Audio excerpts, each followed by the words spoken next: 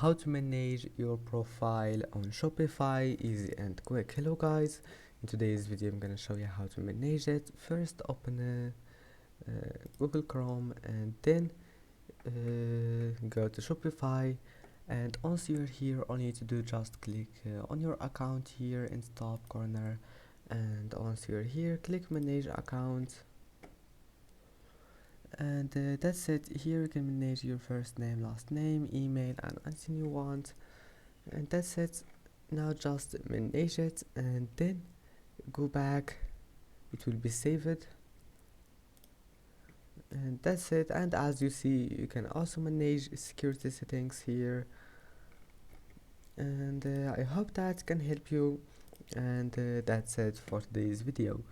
If you like this video, please don't forget to like and don't forget to subscribe, and thank you for watching this video until the end, and see you in the next video.